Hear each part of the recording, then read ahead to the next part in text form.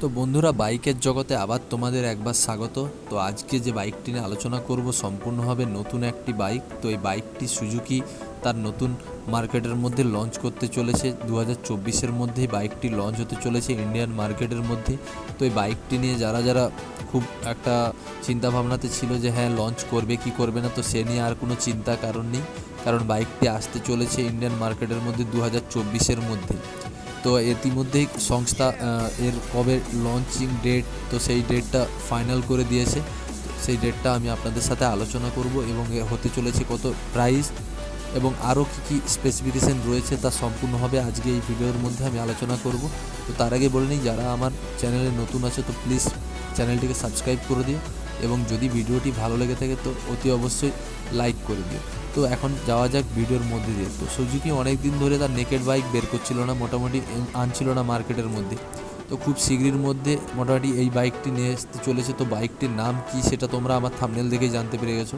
তবু একবার বলে দিই, সুজুকি GSX 8S।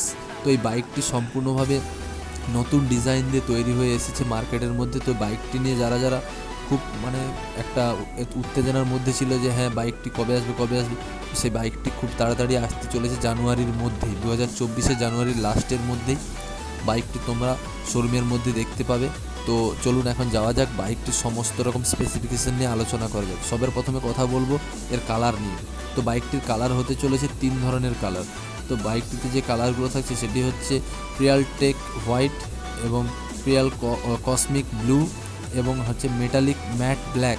তো এই 3 ধরনের কালার মোটামুটি পাওয়া যাচ্ছে এবং বাইকটির যে সম্পূর্ণভাবে তথ্য আলোচনা করব আপনাদের সামনে। বাইকটি হতে চলেছে 776 সিসির বাইক। তো বাইকটিতে 3 ধরনের মোড আছে, তিনটি মোড নিয়ে বাইকটি আছে এবং 6 স্পিড ম্যানুয়াল বক্স নিয়ে বাইকটি তৈরি।